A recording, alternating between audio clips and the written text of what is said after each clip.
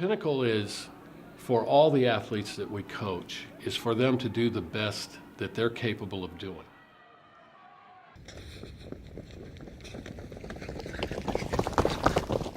I don't know if you can really describe to see one of your athletes that you've worked with for a number of years, you know them very well, you've seen the work they put into it, and to come down to one moment in time when they are the best at what they do in the entire world.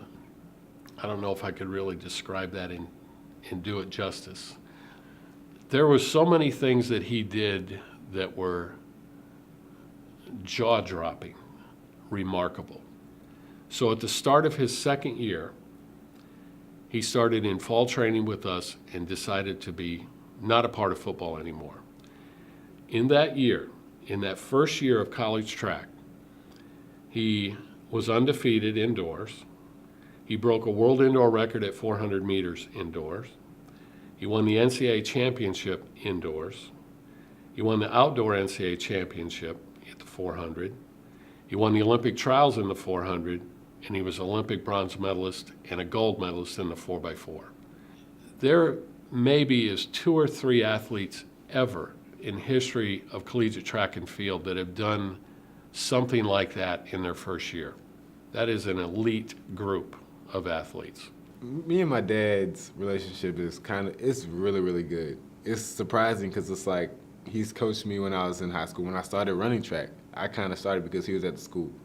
I was like, I stopped playing basketball, and I was like, well, I might as well run track. I might as well do something. And then I learned to love the sport. And it's because of him. It's how he treated the sport, how he made me think about the sport. Watching my sister run, like in high school, I used to go to every single one of her track meets. Like, I traveled. I went to their state meet for the 4 or 5 years in a row, like never missed a state meet.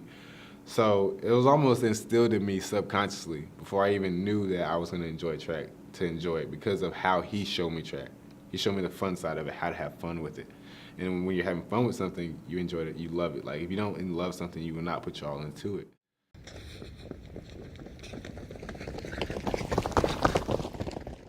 With him running the same event as me, it's kind of neat because we have the same idea kind of on how to run it. The 400 is a sprint. It's a complete sprint. And how he teaches me to run it is if you're not at the 100 or the 200, 300 mark, at this time, you're not going to be able to win. It's all about numbers. Like, if you're not here in 10 seconds, you can't be here in 15 seconds. And it's almost broken it down to a science. That's kind of neat because we go to Georgia Tech and all that, so we always deal with numbers and equations and all that. But it's almost to the simplest form. It's just, if you don't get here, you can't get here. And it's almost, when you teach somebody that way and when you're sitting there coaching me this way, you can't sit there and knock the numbers. Because he always says, like, I give you the workouts. If you give somebody a workout and they do the workout, and then they go out and they compete a different way than the workouts show, it's all mental. Track is one of the most mental sports you will ever get into. Like, regardless of how much you train, your mind can mess it up. You have to be very, very strong mentally, and I think that's what he started, like, what's really sitting in with me right now. And it's always following in his footsteps, regardless of what you're doing. Like, I am in his footsteps. Like, no matter what, when I go down the street and if I meet somebody new in the alumni, it's like, oh, your dad ran here, this, that, and the other. And it's big shoes. It's big shoes when you have somebody who sat there and won Olympic gold medals and all that. Antonio and his father, they are similar in their approach to track. Buddy was the head coach in the program and coached Antonio Sr. throughout his entire career at Georgia Tech and a good bit of it beyond in his professional career. So I've had Antonio in the program as a head coach, and they're both incredible people. Very competitive, great work ethic, and we couldn't have been prouder to have both of them in the program, and we're delighted that we've had that opportunity.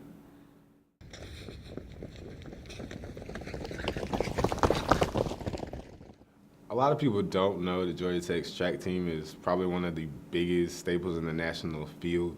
They treat us very well in recruiting budgets, travel budgets, equipment budget. Our facility is state of the art. They support the program and they want us to do well. We're expected to do well and be competitive, and it's very appreciated.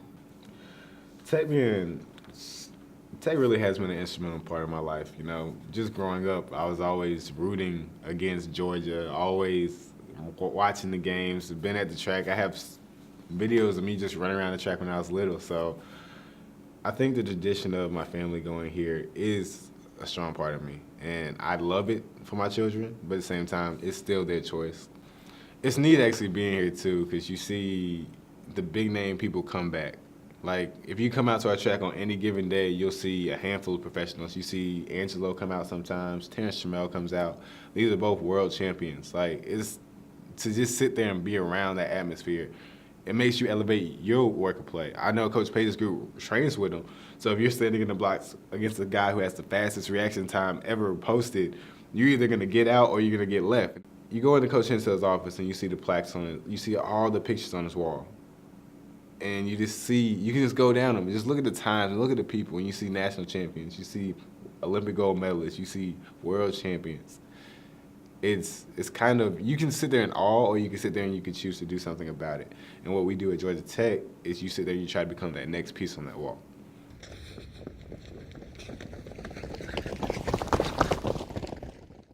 In our program, we try to keep the guys reminded of the great ones that have come before them and that they're here to carry on that great tradition.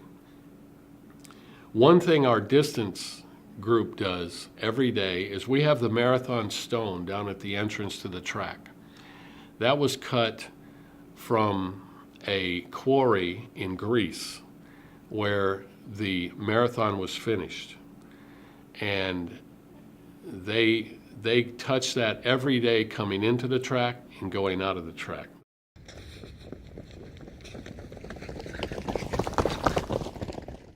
It's hard balancing track and academics, but at the same time, it's what we came here to do. So you always have to keep in mind that it's always school first in anything you do. So it's just going to class, making sure you get the work done, then you go to the track. I mean, it's about 20 hours of track every week, and then you go to classes, but you get the balance after a few years. Like, I've been here long enough to kind of understand it. So you get to see the same lifestyle, the same college lifestyle as your parents saw it, as your sisters saw it. And it's almost just like with the athletics into it, it's like it molds you to an even better person because it's like a double-edged sword. Like, you have the academics, you have the schooling, and it forces you to do as much as you can.